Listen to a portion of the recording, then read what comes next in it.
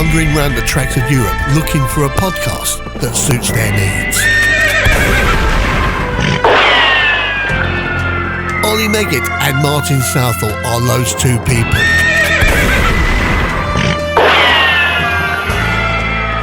With the ability to chat shit about RC cars for less than an hour with their bare hands. The Bent Chassis Podcast. The podcast with no name. Except for that one. Well, welcome along. We're back for another episode, and this promises to be a special one indeed.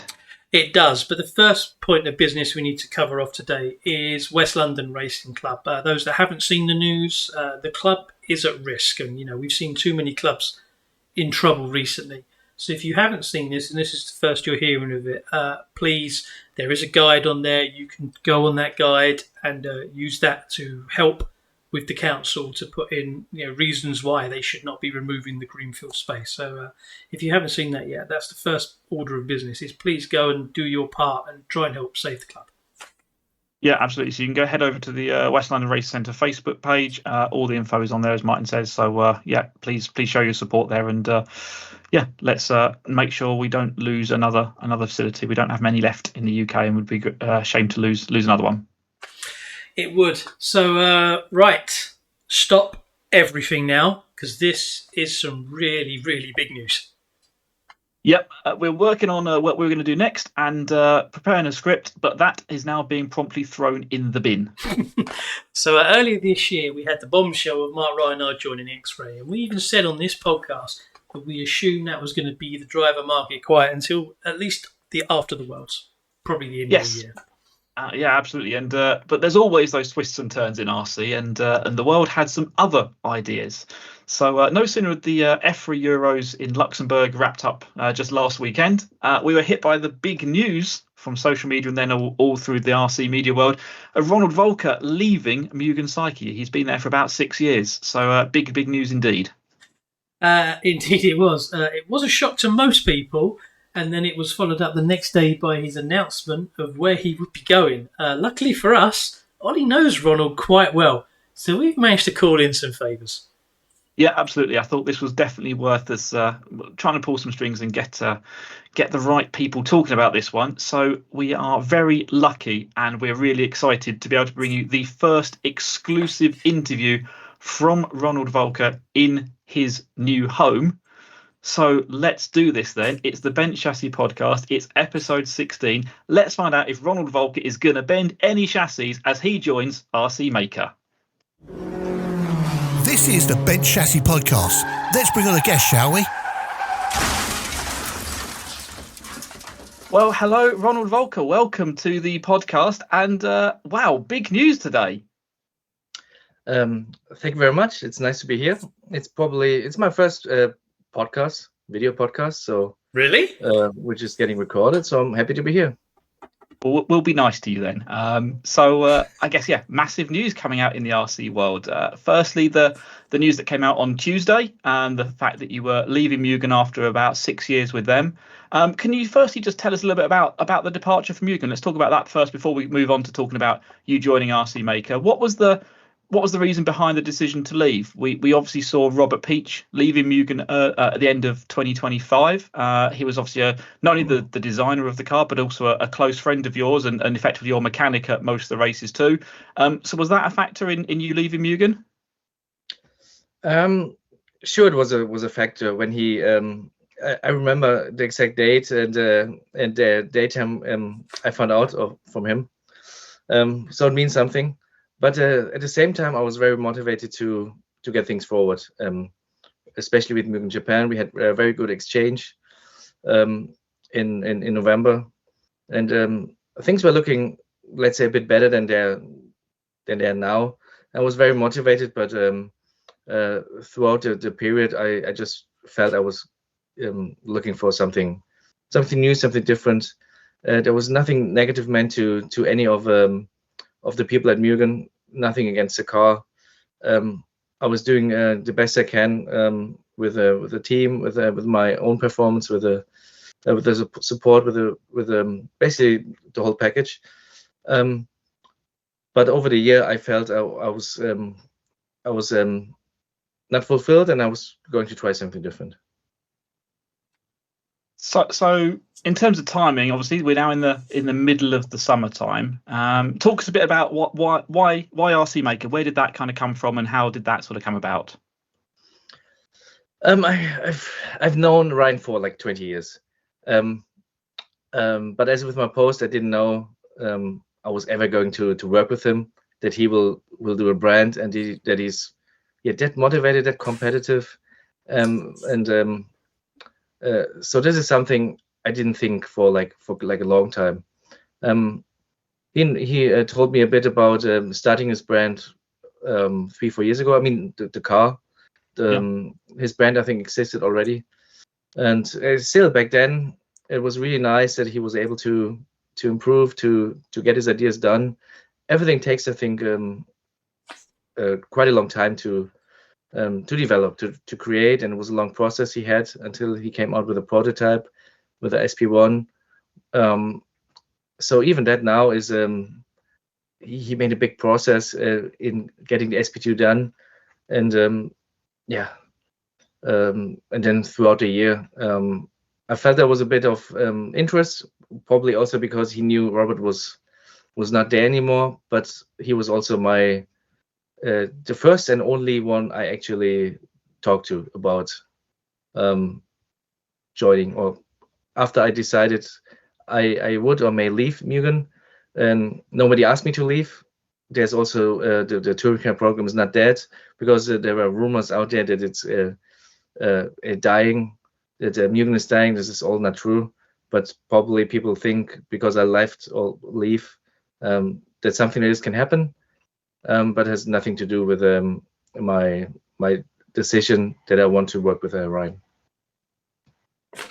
So this big news is coming literally straight off the back of the Euros, which is a different time to move normally. We normally see these things, what we call the silly season, take place towards the end of the year. And we already thought we had the big one this year with Mark moving to X-Ray, and now we've obviously got this huge one in August, because we talked about this on the podcast a few months ago afterwards, that we didn't really think we'd see any more big name moves before the World Championships took place. So to drop one now, I mean, it's very exciting for everybody involved. And I imagine it's probably very, very exciting for you as well with a new challenge. So obviously, you said there you've known Ryan for a while. So what's it like starting to work with them now? I will find out more and more. I mean, I know his personality. I know what he's capable of. Lately, I was obviously more in contact with everyone involved. There's now also a new RC Maker Europe based in Germany, so there's a new way of distribution. And I think it was last week or 2 weeks ago where the presentation came up with the SP2, and which is a coincidence, because going back a bit of time, I was always going to do the Euros with Mugen, and so a few months ago I informed Mugen about my plan, and we had a clear view about it. We had a good talk and talks and discussion, and split in a good way. But I was never asking or going to leave earlier, and that's basically more or less a coincidence that the SP2 guy arrives more or less at exactly the same time as I will join RC Maker. Yeah, I was going to ask. The timing obviously seems, almost perfect to line up with you joining and the SP2 coming out as well. And literally we understand like the cars are in the aeroplanes being shipped over to Europe at the moment. So, did you know? What point did you know the SP2 was coming, and kind of did you see that, and did that help you make your decision, or was it actually your kind of trust was in Ryan and the brand regardless of the platform changing?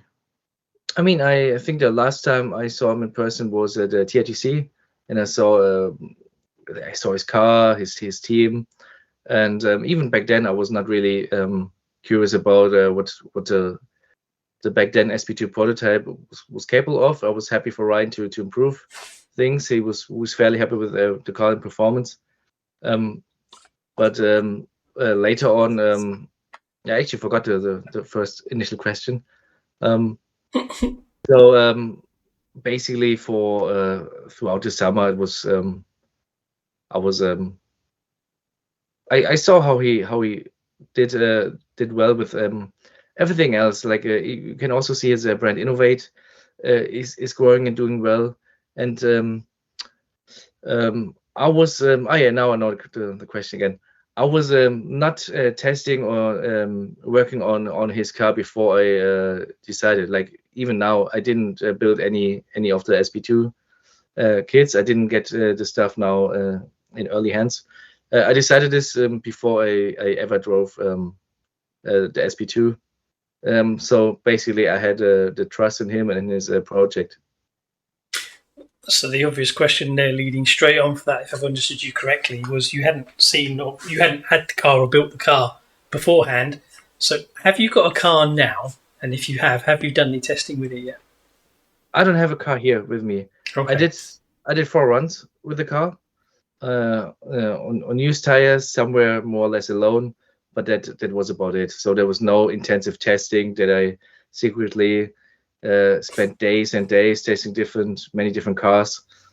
This was never going to happen. This didn't happen, and would have been also not fair. Clearly not fair. But I have had the trust in the project and Ryan, as I said before, and can't feel better to actually starting to work from now on officially and going to Andernach for quite some testing prior to the ETS.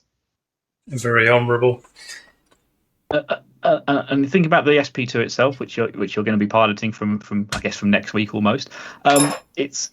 You're kind of going from Mugen, which has got it's a similar sort of ethos in terms of the design. It's overall it looks like a touring car, but there are some very unique features on it. With the MTC3 that was the case, and now the SP2.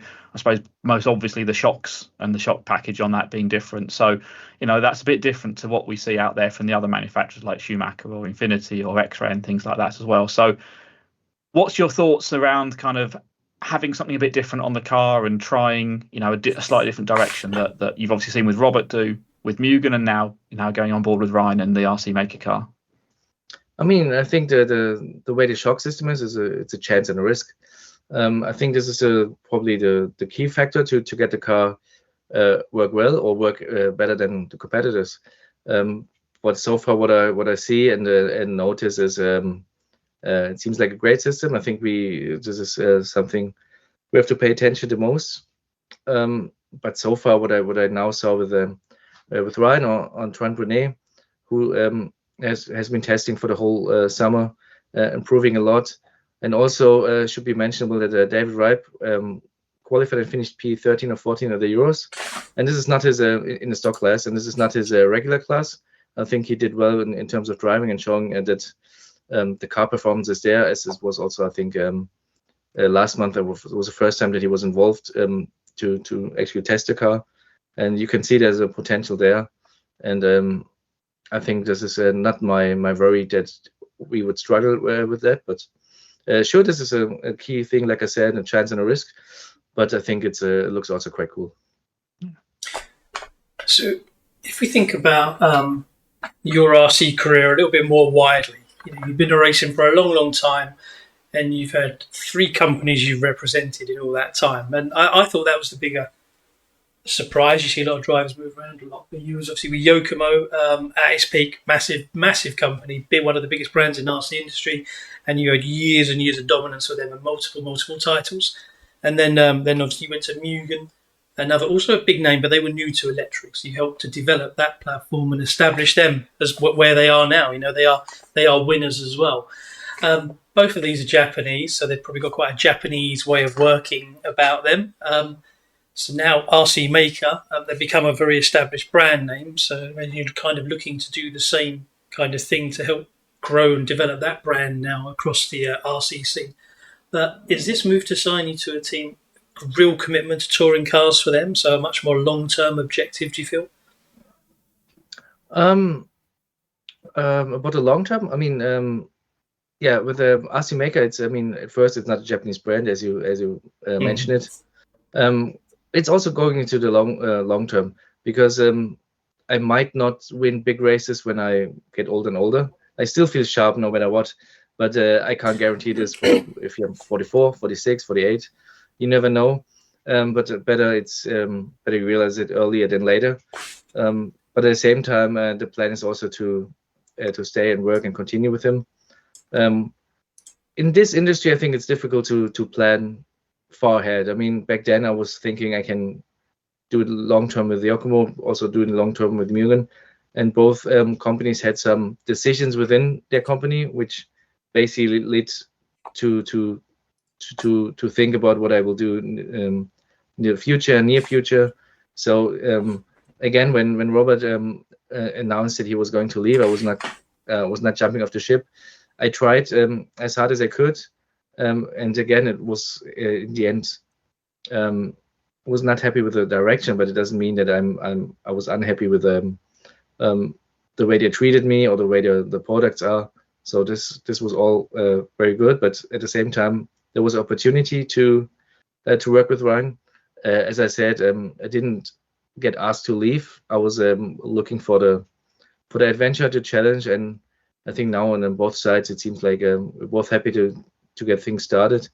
And not only with Ryan, I mean, I know a few people they're involved, and also not forget Stephen Rice is also now more or less the German team manager, and he was my best man at my wedding. So it was also a bit of a coincidence, because in the end I actually made a deal with Ryan, and even he didn't know it from the beginning.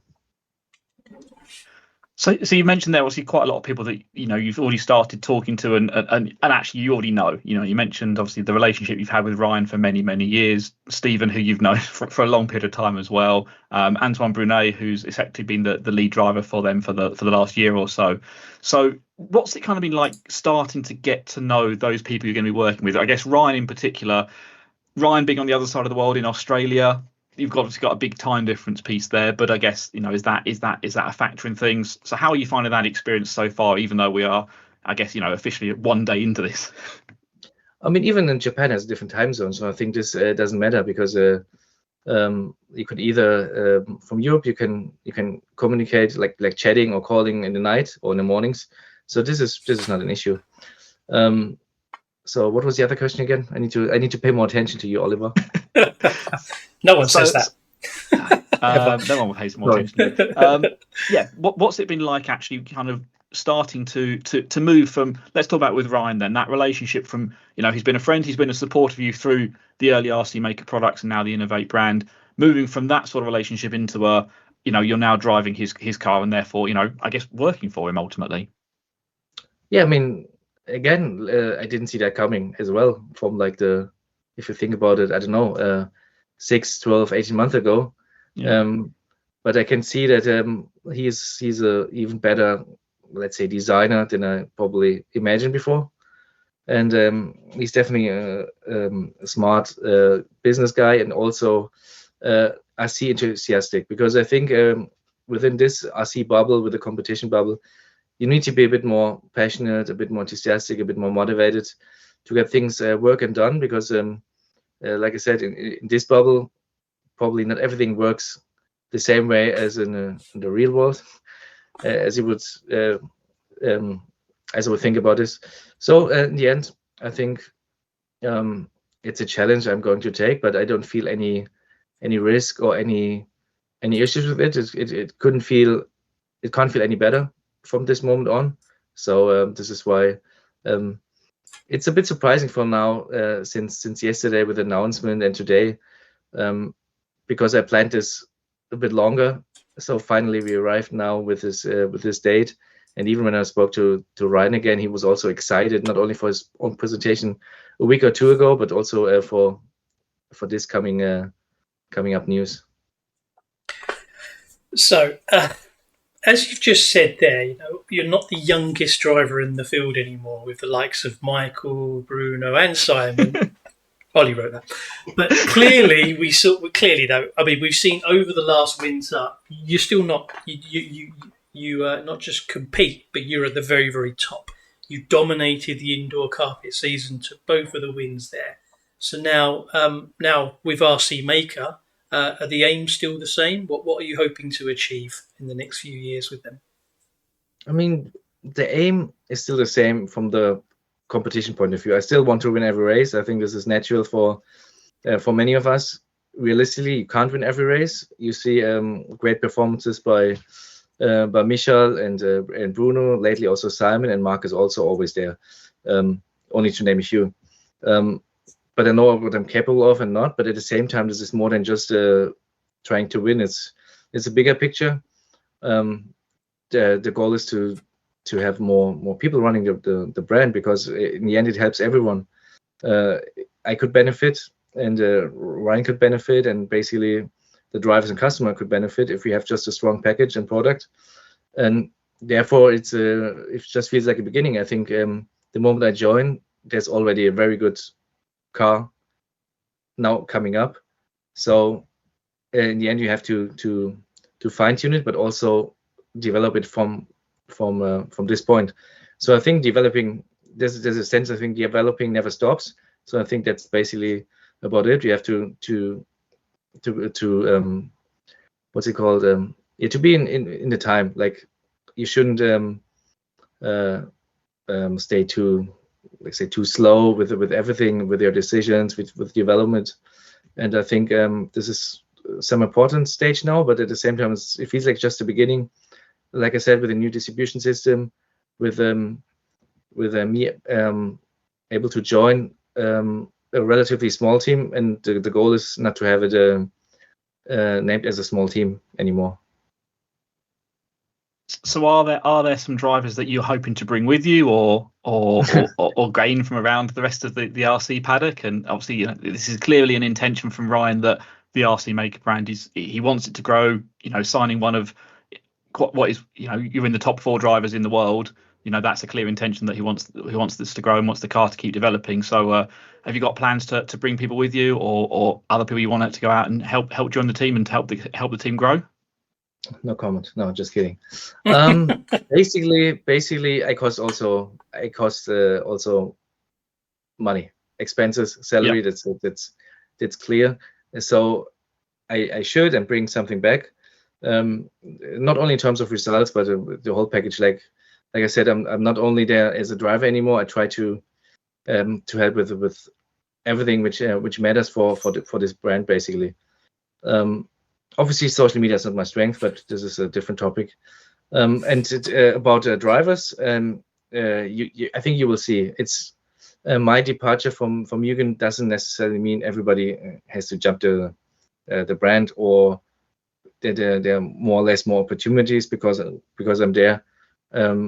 I think you will see sooner or later if something is going to happen.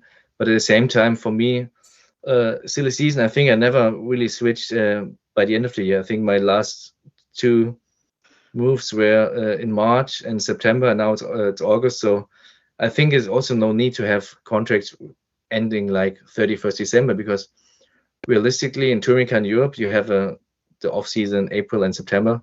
Yeah. And I have one more race in this summer, but this doesn't mean that you can't move or switch in at the same time all the time. So even with Mark, I think he moved a bit after April. I think it was in May. So yeah, it was about 2 or 3 weeks before the first ETS, wasn't it? Oh yeah, basically beside after the carpet season.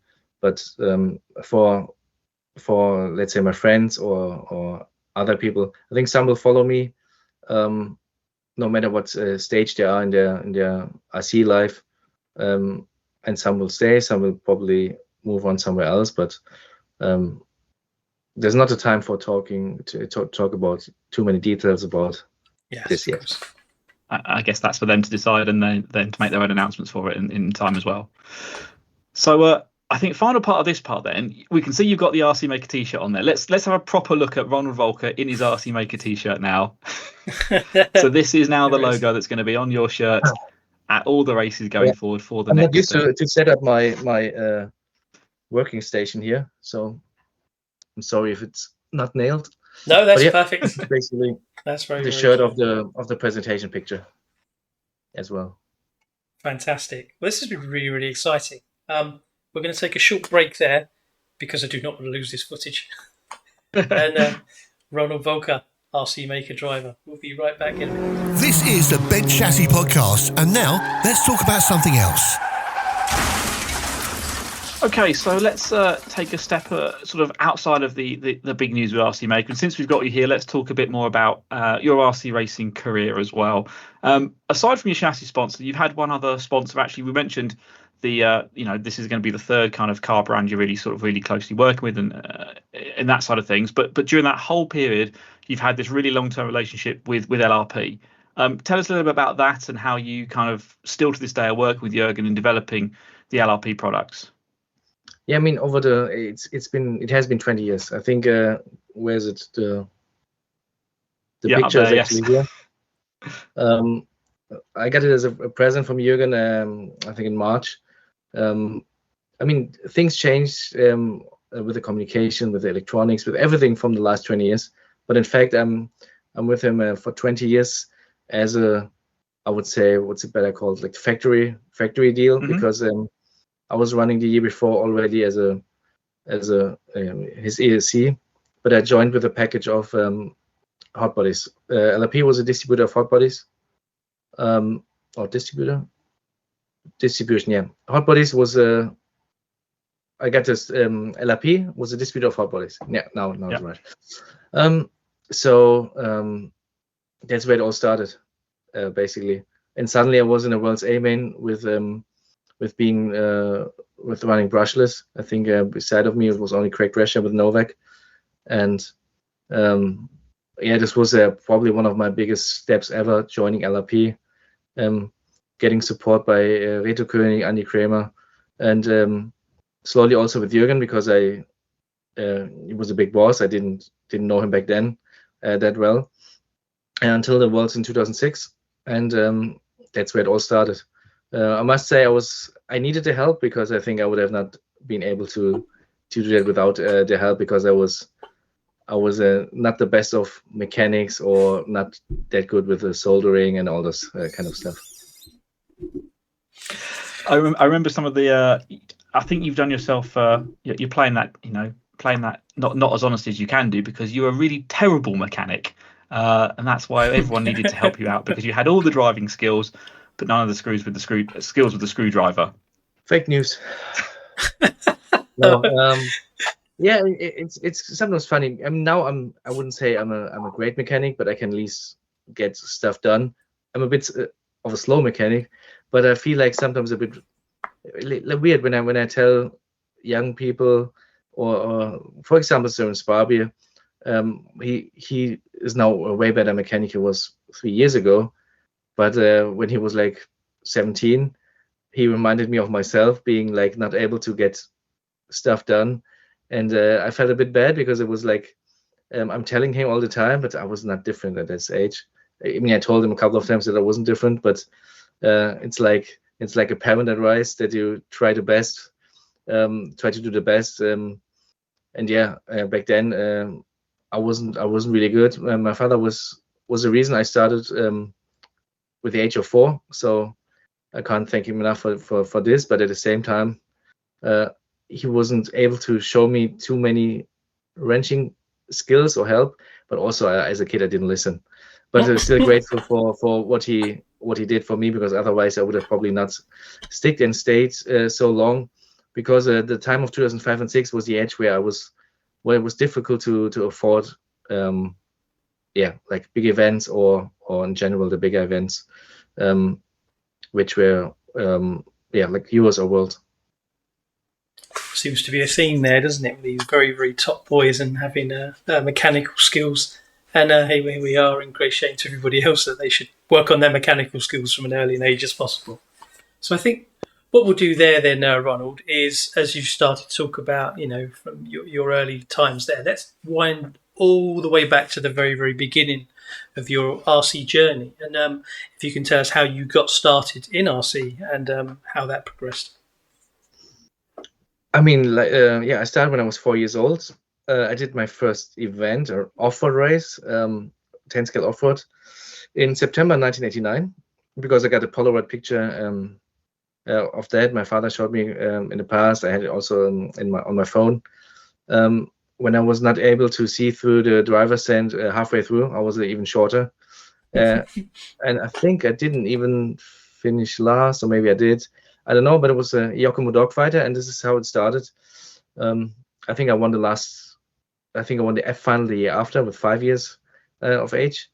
And then I was doing a touring car, Tamiya Cup stuff as well in the early 90s, as well as slot car racing, which I think I was also pretty good with the reaction and everything. Probably even better within the club where I've been, but I always wanted to control the steering. The fun fact is that Patrick Beck was also in the same club, so I know him since probably 1993 or 1994, which makes us a bit old. Wow. Veterans. It's a small world. It's a small world. And I suppose then if we jump forward a few years, it was really the World Championships in Thailand in 2008, where I think lots of people kind of really that was the moment where you became recognised as one of the top drivers. And I'm not sure. I think almost nobody noticed I finished second at the Worlds because it was fair point to Mark and Hara for the pass, but I was still second on the podium afterwards. And if they would have crashed each other out, I would have won. But I wasn't thinking like this back then. But I was still second because people forgot about that I was actually on the podium or finishing second, because I think Masami won A1. But at the same time, this was not an easy time for me because my mother has died 3 weeks before that event. But I got a lot of support also from not only from LRP, but also Toshiko Hara was my mechanic. So a lot of things were easy in this matter. And when I think back, I was also not thinking too much about, I think there was not so much pressure. And you don't overthink. When you're young, you don't overthink things. Now you can say you have more experience, but sometimes you overthink it. But this was an interesting time of my life and in kind of those stages. Yeah. And obviously quite an emotional race then for you, as you touched on there. But ultimately, that was the point where we sort of understand Yokomo picked you out as being the driver they wanted. Masami Hirosaka, essentially that was his last race, and they needed someone to replace him as their lead driver and to lead their on-road program, and that became you a few months later. Yeah, and one fun fact is when I wrote my the announcement for RC Maker, I noted, I mean, as you can see, it's about the 2008 Worlds where I met Ryan. At the same time, basically that week where Masami retired. I mean, just a small fun fact. I didn't join immediately. I think it was, like I said, March 2009.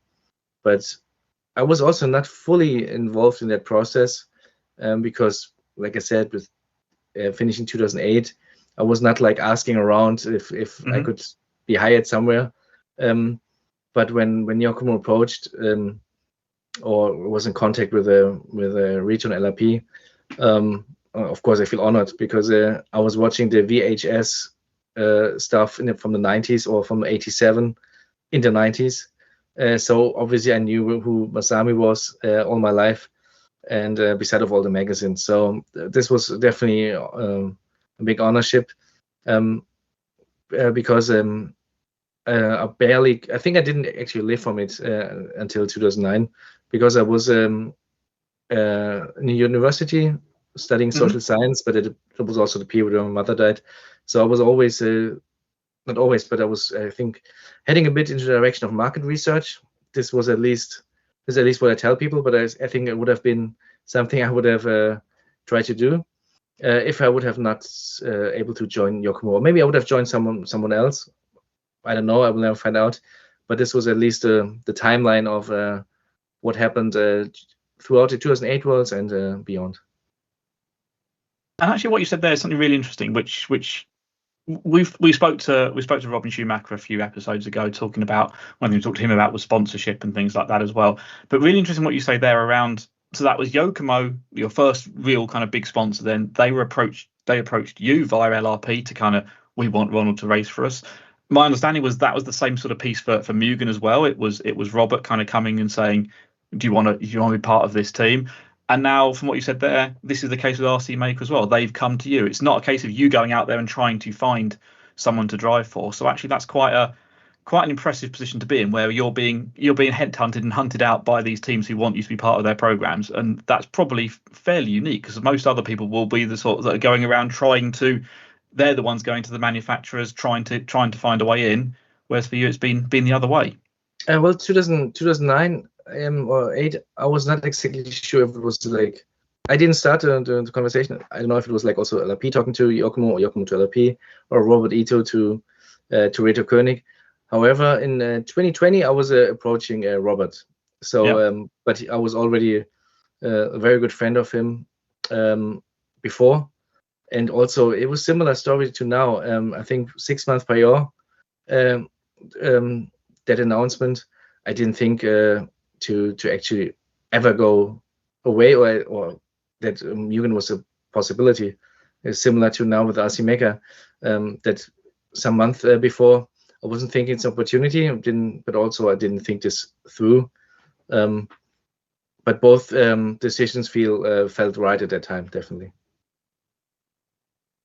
So you've raced on just every single continent and attending the biggest race meetings all over the world all your career, of World Championship, European Championships, ETS events, even Essex. And the question is out of all of these events and races, what ones do you really enjoy? It's a good question. For example, there was a period of time I loved the ISC in Las Vegas, but I think not because of the track, because the track was nothing special, but also unique with kind of the boards and its size. But this was always an event I loved, I think, to be in a casino, in a hotel. But also the Reedy race, to me, a track was amazing.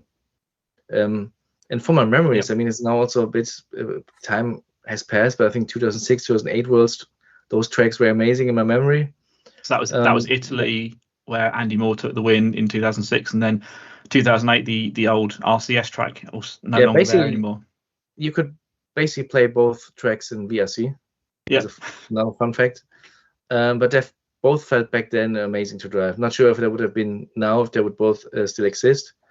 But those came up now to my mind. The first thing when you actually asked me, there were a lot of good and great events. I mean.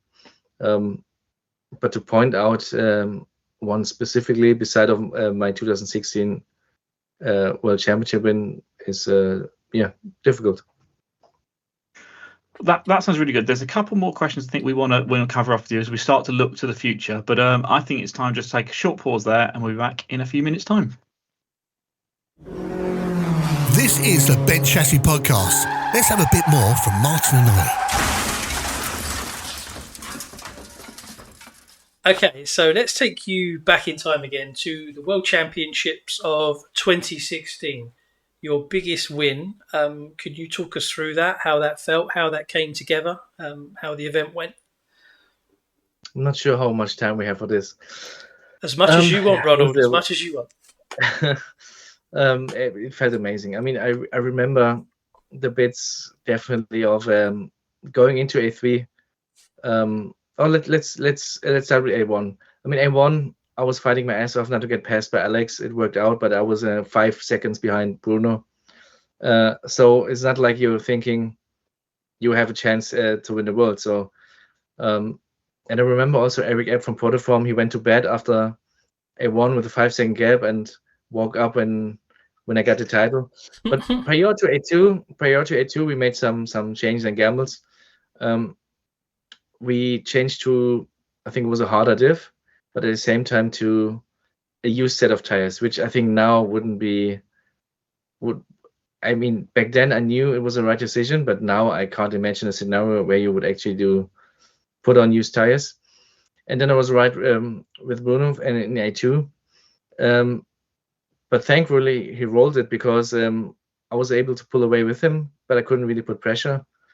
And then after A2, there was a big sandstorm. The track was dusty and dirty. We changed again the diff to a very soft one. I mean, Umino was working really hard for this and to get the car ready. And I tried to convince him to go on a third run tire. So we used in A3 a third run tire against Bruno on new tires He could have also choose old tires. Maybe they thought about it. But again, starting from pole position is like you take probably less of a risk, and we gambled with a third run tire, and then obviously it's history what happened A3. But I remember Umino was crying onto the grid, putting my car down, and my mind went already to South Africa because it was decided that the Worlds will be there in 2018. So I had this in my mind just before the start that I don't want to wait 2 more years, but at the same time I had to win the last final. And I think he slid into me in the first lap. I dropped down, but the moment I was able to be in the lead, to control the race, I could have pulled away so much, but I tried to not do anything stupid. And that moment into the last 2 laps, last lap was just amazing. This is something I never forget. Despite seeing the video, not lately, but I was watching the video obviously a bit more often, 2016, 17, 18. And it's also funny that Ryan Maker was marshalling. He remembers also those bits. I remember him in a video clapping also. So couldn't get rid of him in 2008 and 2016. But this is something pretty amazing. And definitely my best and most successful, happy moment of the RC career, despite having a lot of them. And that was obviously an amazing 10 years ago, and you mentioned that as being the kind of the best moment of your RC career, but probably there's been other great moments in your life in general, and since then obviously the biggest thing has been starting a family, and your marriage to Gabby, and now your daughter joining as well. So in that sort of 10 years, things have changed a lot in that aspect. So how does your family life feel now, and does that impact your RC life? How do the two work together? I mean, it's amazing. I almost swear it. It's simply amazing with seeing my daughter growing up. She was also in Luxembourg. I actually put additive on my tires once with her on my arms because she didn't want to leave me. It's just amazing, and it feels also very good just to see her smiling, to see her growing up, and makes you realize that RC is, it's also work for me, but that is not the most important thing in life. And I can't thank my wife also enough for the opportunity to whenever I'm busy, that she's trying everything to take care of our daughter, especially in the last few weeks. It has been a bit more busy than other weeks. And also I told her that I will build 2 or 3 kids by the end of the week. So I try to ask for permission for this. But also a couple of months ago, when I told her that what my plan was about changing and working with Ryan, she actually met him in 2013, 14 or 15 when we went to Australia, when I was there for a race. So she actually knows who Ryan is, and I think she was trusting me no matter what in my decision. But so this is all rounds up in a pretty good way, I would say. So I know you said he's sending the kits. So will you literally get them in the boxes to build, or will there be one car at least that's assembled for you to take a look at as well? No, I will. The kits arrive more or less this week in Europe. I think my kit is actually shipped by today, and I should have it by Thursday or Friday. I think also in Europe and worldwide now, plus minus a few days, I think the cars will be out at the latest next week. So this is I won't get any pre-built car. I didn't ask for it as well. But obviously when Ryan Maker is also coming to the ETS in Andernach, so we start to work there together for that event. And also it's a perfect moment, I think, to that he's there to help the team, to help customers, to help everyone, and not only me, but of course it makes it easier to start there the cooperation with collaboration at this event. But I will work on at least 2 kits in a couple of days and build them up together and go the week after, 21st to 22nd August to Andernach. Okay, I do have another follow-on question to that then, because people talk about this one all over the internet. But as a top driver, Are you as excited as the rest of us are when you get a new kit and open it up and read that manual and work it all out for the first time? Of course, when you break the seal, Yes, that's it's a good feeling. Yeah, I mean, even when you involved in, let's say, the manual, even for like NPC3, Robert shared the bits with the manual and everything, so I knew what was coming. But still, I'm super excited to build up the kits. Like I said, I did 4 runs with the car. I've seen the car, but I didn't work this car out for pieces. I was checking the presentation as many of you guys, and still I need to learn all those kind of bits which you need to learn once and then you remember it. So this is basically the work for the rest of the week. While I think there's a lot of work to do anyway with all kind of this restart and new phase with the SPD2 in general. I love that it's your career, and you're a world champion, multiple European champion, ETS champion, and you're as excited about a new kit as us sitting at home when we get ours. That's the poor box. The car doesn't stand a chance. In our hands, it's not going to win anything. But then there's a box out there that's going to turn up for Ronald Völker, and that's got a chance of doing something.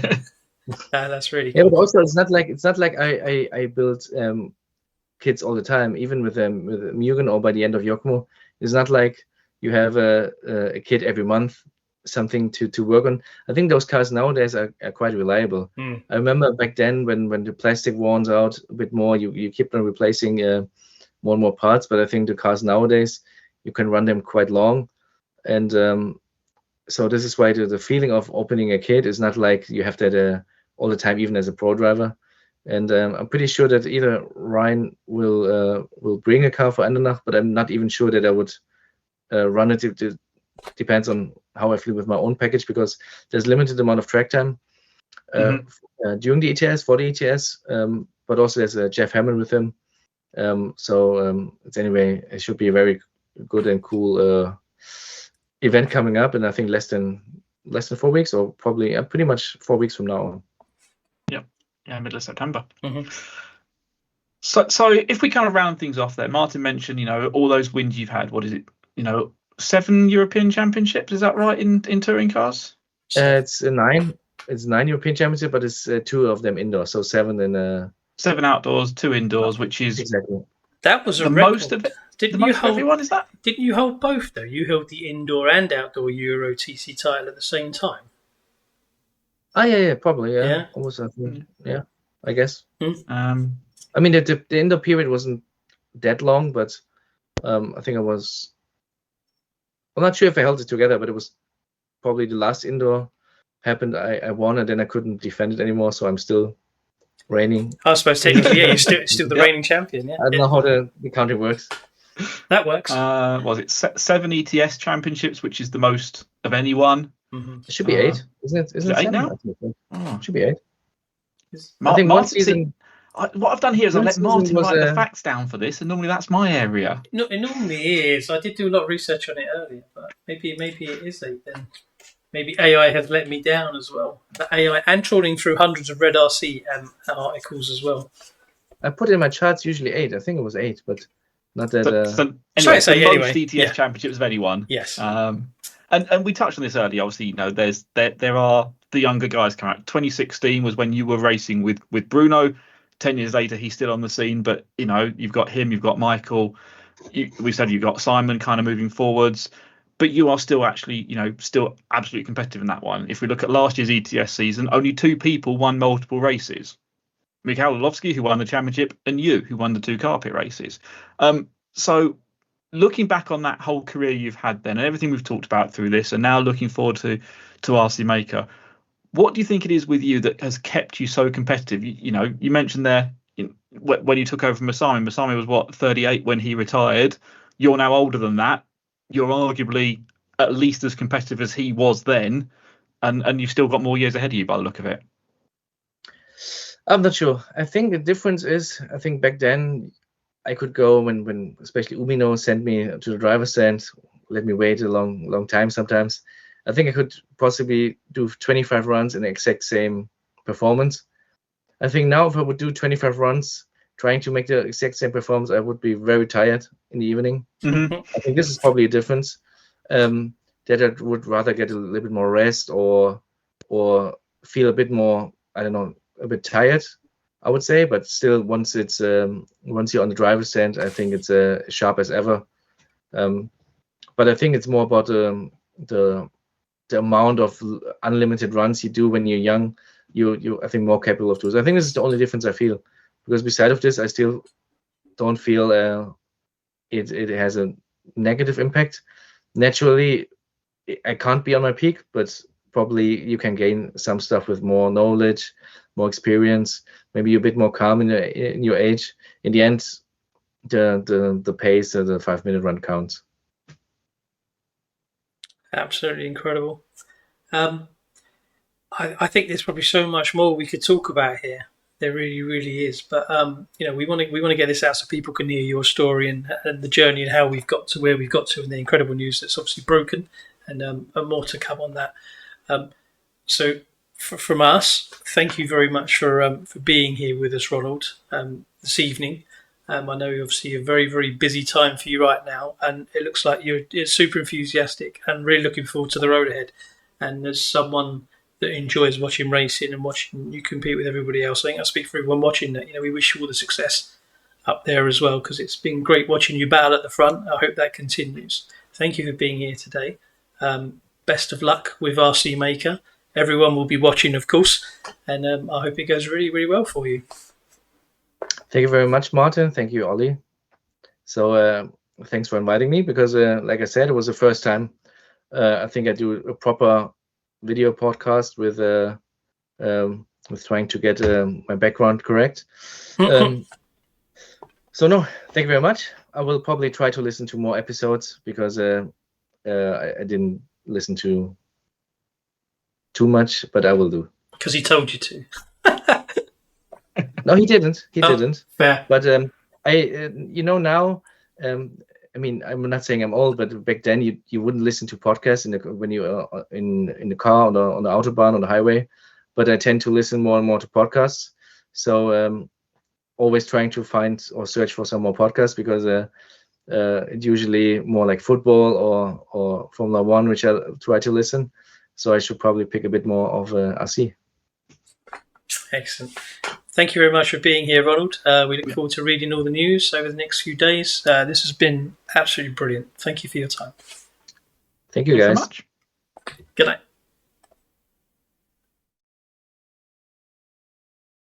Fast laps, clean lines, that's how we go. Thanks for tuning in to the Bench SC on Road podcast show.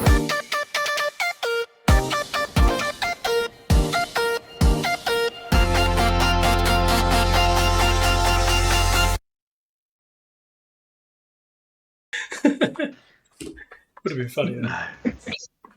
Oh, Hello. Hang on. Here we go. Hello. Hello. oh. Oh my! Oh, you didn't know? No, I didn't. No, I didn't know. I couldn't make purposely. it more slow. Yeah, no. That's I purposely didn't want to know for that reason. Wow. I knew you didn't know it'd be until today, but I thought he would have given you some heads up. He offered me the heads up, and I said no, I don't want to know. I want to wait until we do this, because that's exciting. I've actually So you expected something else? I had my suspicions. Well, hello, Ronald Völker. Welcome. You've done something, Martin. They come back. Let's start again. Let's do that again. Ready?